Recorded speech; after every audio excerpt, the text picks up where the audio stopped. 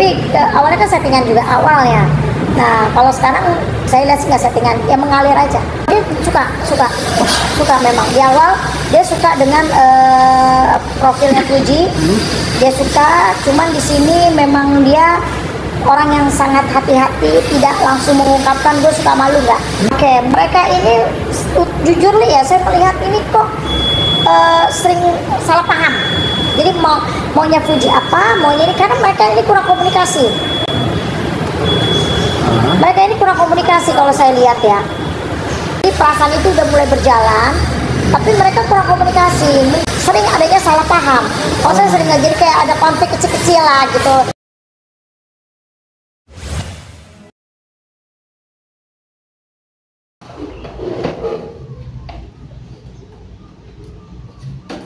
Nah sekarang tentang hubungannya dengan Feral nih, mana Wen melihatnya, apakah ada apa riak-riak, apakah ada dengar cinta atau gimana nih? Oke, perasaannya Fuji sendiri terhadap Feral.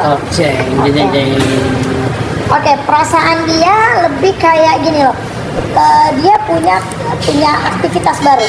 Artinya gini, dia punya berdua sama. Jadi gini, dia ini kan kemarin jomblo nih, setelah bubar dengan mantannya. Nah terus dia kan sendiri gitu loh. Sekarang dia ada lagi. Ya dia sih melihat gue punya aktivitas baru gitu. Artinya gue punya kehidupan baru nih yang lagi gue jalanin. Kalau bicara perasaan dia, so mas go on aja. Seperti kayak mantan dia kemarin ini, itu kan sebenarnya kan belum ada perasaan si Fuji. Cuman dengan berjalan, kenapa saya tahu ya karena dia ngomong gitu. Tapi awalnya kan settingan juga awalnya. Nah kalau sekarang saya lihat sih nggak settingan, ya mengalir aja. Jadi dia cuma lebih seneng, oh ya gue punya kegiatan baru, aktivitas baru, kehidupan baru, jadi lebih ke sibukan baru. Nah jadi kayak nambah kerjaan lah gitu. Nambah kerjaan buat dia kan, tidak-tidaknya kan bakal di telepon sana, telepon sini, job sana, job sini gitu. Terus sekarang tentang Feral dulu, Feral. Sabar ya, nanti kita bahas yang lain. Stay tune. Pokoknya sekarang malam ini dengan Madam Wenda.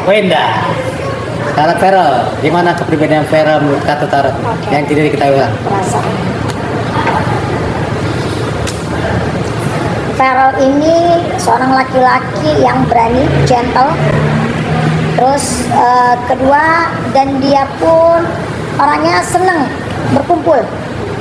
Maksudnya dia senang berteman, bersosialisasi itu. Jadi emang orang yang humble. Kalau saya bilang humble gitu. Itu aja. Terus tentang apakah ada perasaan? Pakai perasaan terhadap Fuji? Oh kalau dia suka memang. Di awal dia suka dengan profilnya Fuji, dia suka. Cuman di sini memang dia orang yang sangat hati-hati, tidak langsung mengungkapkan gue suka malu enggak. Jadi memang dia mempelajari. Dia tidak orang mempelajari karena dia orangnya takut akan penyesalan. Nah dia tuh orangnya nggak mau, dia tipikal orang yang belajar dari pengalaman dia nggak mau mengulang lagi gitu. Mulai lagi. Jadi pemilih katanya ada pemilih kan? Jadi kayak sebelumnya kalau kita tahu kita lihat historikal dia bersama pacar-pacar dia kan termasuk lama ya. Kalau berhubungan ketakutan mungkin. Jadi dia benar-benar pelajarin dulu nih. Gue nggak mau gegabah intinya gitu. Karena dia takut menyesal ya. Karena dia takut untuk menyesal. Takut untuk menyesal. Maksudnya gini, gue udah kasih hati gue udah begini. Jadi mereka ini saling menjajaki ya, saling mempelajari satu sama lain. Jadi saling jalanin dulu deh gitu. Lebih ke situ sih saya lihat. Tapi sekarang nih, bener gak sih percintaan mereka nih kalau mereka tertarik? Bagaimana endingnya ya percintaan mereka ya? Oke, mereka ini jujur nih ya, saya melihat ini kok sering salah paham. Jadi maunya Fuji apa, maunya ini, karena mereka ini kurang komunikasi. Mereka ini kurang komunikasi kalau saya lihat ya. Ya walaupun mereka ini memang ada udah mulai saling, udah mulai kayak bukan saling memiliki, kayak udah mulai ya Witing Trisno Jalanan Sukses Kulino gitu loh. Jadi perasaan itu udah mulai berjalan, tapi mereka kurang komunikasi. Mungkin ya si Feralnya sibuk atau ini, jadi kayak sering adanya paham. Kalau saya sering jadi kayak ada konflik kecil-kecil lah gitu, percikan konflik kecil, tapi bukan yang besar apa tuh, enggak gitu loh. Karena ya wajar lah mereka saling mempelajari dulu karakter satu sama lain gitu. Gitu. Sekarang apakah Fuji cocok dengan Feral?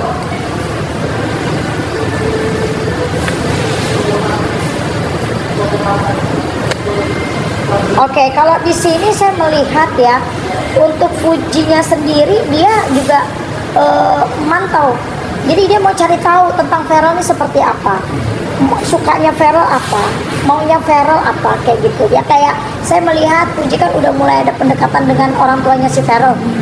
Nah, ya memang dia pengen tahu dulu, gitu loh, dari keluarganya, dari ini. Sedangkan si Feral sendiri belum menemui keluarganya Fuji kan, gitu.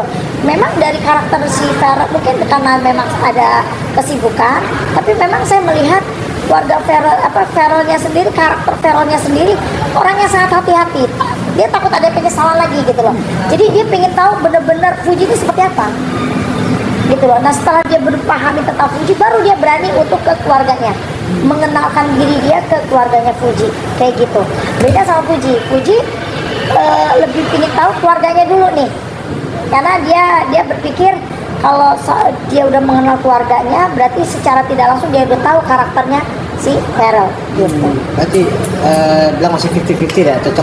Ya, makanya saya bilang dari tadi bahwa mereka ini saling menjajaki, saling makanya kalau memang tadi saya bilang adanya sering bukan konflik ya, lebih kayak kesalahpahaman ya, itu malah lebih bagus. Karena jadi tahu karakter masing-masing kan, jadi malah jadi kayak saling membutuhkan nantinya, gitu. Kalau untuk keluarga ini? Kalau untuk keluarganya, si keluarga Fuji ya, saya lihat. Keluarga Fuji tetap Feral seperti apa? Oke, kalau keluarganya si Fuji sih kepinginnya sih nggak mau dari artis lagi. Oh.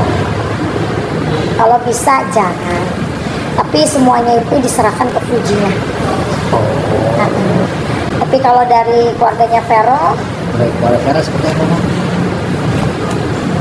Kalau keluarganya Feral sih ya nggak melihat bahwa lu harus begini, harus enggak. Jadi yang penting lu cocok, lu ngerasa emang pasangan lu baik, ya udah gitu loh, sama keluarga juga oke, fine. Itu aja. Terakhir, apakah sampai ke pelaminan? Perkirakan.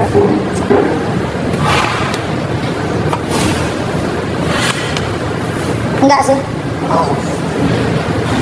Ya mohon maaf kalau fans-fansnya Fuji, ini hanya tarot ya. Ini hanya kata kartu, bukan kata emak, emak juga nggak tahu kata Tuhan apa. Ya. Jadi memang di sini untuk Fujinya sendiri ya, Fuji orangnya fine-fine aja, maksudnya nggak ini, cuman saya melihatnya lebih kayak ini orangnya sangat hati-hati si Feral ya. Jadi kalau saya melihat kedepannya mereka akan begini-gini aja. Jadi kalau bicara apakah sampai menikah, enggak. Dan Feral ini masih dihantui oleh orang dari masa lalu. Jadi suka dikaitkan sama dia, suka dikait-kaitkan sama dia. Saya nggak tahu masa lalu dia apakah buruk, apa senang, saya nggak tahu. Apakah itu pacar dia atau apa, saya tidak tahu. Cuman yang jelas apapun sepak terjang dia, apapun yang dilakukan, jadi kayak gitu. Jadi makanya Feral pun jadi kayak membandingkan juga gitu, membandingkan dengan masa lalu dia, begitu. Itu aja sih kalau saya melihat. Terus kalau untuk chemistry mungkin kayak bikin TikTok apa media sosial itu ya, kalau saya sih ngeliatnya kurang chemistry-nya kayak gitu, itu aja. Jadi kayak kalau menurut saya ini mereka lebih kayak nanti jadi pertemanan aja, jadi lebih jadi teman dekat atau teman kayak gitu. Oke, terima kasih Ma. Oke, Ma, ini adalah lagi nih dari TikTok nih, kita membahas kasusnya Nikita Mirzani. Nikita Mirzani boleh lah? Oke. Nikita Mirzani guys, ntar nih kasus Nikita Mirzani. Nikmir. Ya bagi. Pertama berdasarkan tarot.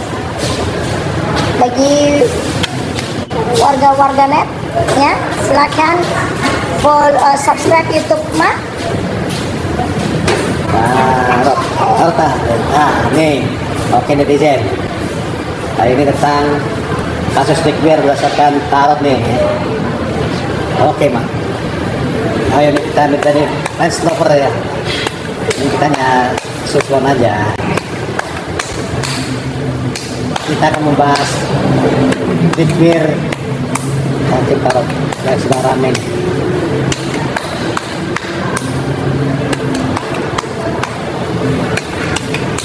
Oke, gimana tentang Nikmir? Oke, kan Nikmir kan masa tahanannya diperpanjang, Mak. Gimana sih perasaan ini kita menjalani sebenarnya? Kan kita belum tahu nih. Oke, perasaan Nikmir di penjara ya. Oh. Jujur ya, dia ini sebenarnya ini bergejolak, hati dia banyak bergejolak. Dia ini di sana banyak emosi, banyak bergejolak, dan dia banyak kesalahpahaman juga. Jadi dia berpikir jadi overthinkingnya luar biasa. Nikmir itu jadi overthinking, jadi dia nggak tahu mana orang yang tulus, mana yang modus nanti. Karena overthinking banget ya. Dan tapi dia tetap akhirnya dia berpikir gue nggak bisa mengandalkan orang.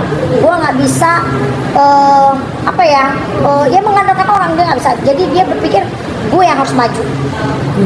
Jadi capek untuk saat ini ya. Jadi kayaknya gue nggak bisa mengandalkan orang nih, kayaknya gue harus yang gue jalan gitu loh, kayak gitu. Oh, gemes. Gemes ya, lebih ke gemes ya, betul. Sebenarnya lebih gemes atau sedih gak sih, dalam apa gimana? Kalau dibilang sedih sih 50-50 ya. Kenapa? Karena dia kan udah pernah di penjara, artinya dia siap gak siap. Jadi memang dia udah tahu gitu loh. Maksudnya gini, kalau bicara sedih ya pasti sedih. Cuman di sini beda sama orang yang baru ditahan, ngerti gak? Dia udah tahu gitu loh bagaimana di penjara yang harus dia lakukan, dia tahu gitu loh. Dia juga nggak mau kelihatan cengeng juga, tapi dia yakin gua akan menang. Dia yakin, dia. Menurut dia ya, gitu. Terus kalau orang sekitarnya seperti apa nih, Mak? Apakah seorang sekitar benar-benar membantu Nikmir? Enggak semua orang yang benar-benar tulus sama dia. Nah, jadi orang-orang sekitar, malah orang-orang yang baru malah suka nengokin dia, yang di luar dari BMKG, artinya di luar dari prediksi dia, malah yang dia kenal banget, yang dia ini kayak udah forget it gitu loh, kayak lupa sama dia. Gitu kalau menurut saya. Terus kasusnya seperti apa nih, Mak? Oke, apakah dia akan keluar ya? Ya. Apakah Nikmir akan menang dengan kasus ini? Menang. Gini, dia tetap akan dipenjara, tapi tidak lama. Kenapa? Nanti akan ada yang bantuin dia. Nih, akan yang bantuin dia, ya. Selain membantu dia pun berani gitu loh, berani untuk ngomong gitu loh. Jadi berani untuk bukan membela diri ya, memang benar menurut dia kayak gitu. Jadi misalkan contoh dia di penjara, saya nggak tahu ya pastinya, cuman misalkan 8 tahun, itu mungkin bisa setengahnya atau 3 tahun kayak gitu. Gitu. Pokoknya dia pasti di penjara, tapi akan keluar. Oh, itu kata tarot ya? Kata tarot ya, bukan kata mak. Iya, kita meskipun penyidik gitu ya. Nah, kan kata tuh dibakar apa di Tuhan ya kan? Ya, cuman memang ada yang bantu dia nanti. Ada yang bantu, saya nggak tahu siapa. Tapi untuk kasusnya sendiri, apakah akan tetap booming sampai lama nggak tahu gimana? Apa? Persidangannya akan seperti apa persidangan ini? Oke, persidangan kira-kira berapa lama? Cepet kok. 1 tahun ini. Oh. Dia akan menjalani kurang lebih 1 tahun. Bisa kurang 10 bulanan inilah dia akan menjalani. Ini sebentar lagi dia akan sidang. Sebentar lagi dia akan sidang. Jadi selesainya itu di awal tahun. Oh. Prosesnya sidangnya ya, gitu. Ini kan pidana ya, masuk ke pidana dia. Pidana ya. Kan mana kan 30 hari, berarti akan langsung segera sidang berarti Mbak? Iya, pasti akan segera sidang. Saya yakin ini pasti akan segera sidang. Kemungkinan ada di tengah bulan Februari Mei ini atau enggak di awal Juni ini pasti udah sidang. Saya yakin, saya bukan takabur ya, tapi saya yakin ini karena memang hitungan dari sekarang 10 bulan ke depan clear. Oh, clear ya. Clear maksudnya penentuan dia berapa divonis, berapa tahun. Bukan clear dia keluar, enggak, dia tetap di penjara karena kasus dia bukan ini aja, nanti ada lagi. Apakah dari kasus ini atau kasus yang lain Bang? Kira-kira akan ada kasus lagi. Jadi misalnya ini udah divonis nih sekian, nanti masuk lagi kasus saya. Jadi kalau menurut saya di 5 tahun ke depan Nick Mir hidupnya lebih ke hukum 5 tahun ke depan ya. Banyak berdoa aja sih kalau menurut saya ya. Banyak berdoa, banyak berserah diri sama Tuhan, banyak ikhlas aja hidup, udah gitu aja gitu loh. Dan jangan mengulang lagi sih intinya. Karena Nick Mir ini orang yang emosional, tapi memang dia sangat-sangat percaya diri. Artinya gini, banyak gini artis itu kan berbagai macam ya karakter. Artinya jadi gue naik nama gue karena settingan, ini gue naik nama gue karena ini, karena prestasi. Kalau dia memang dia melabelkan diri dia, membrandkan diri dia artis kontroversial. Jadi memang udah di otak dia begitu gitu loh. Jadi kalaupun dia mau berubah pun sangat susah. ada karakter gitu Bang? Karena karakter juga. Terus kedua memang udah nge-brand dirinya dia punya brand sendiri gitu loh. Pak, apakah ada orang yang maksudnya yang menjerumuskan dia atau gimana Pak? Kalau kata Yang menjerumuskan? Iya. Apakah ada yang menjerumuskan Nick Mir? Nick Mir, cerita tentang Nick Mir kita ya.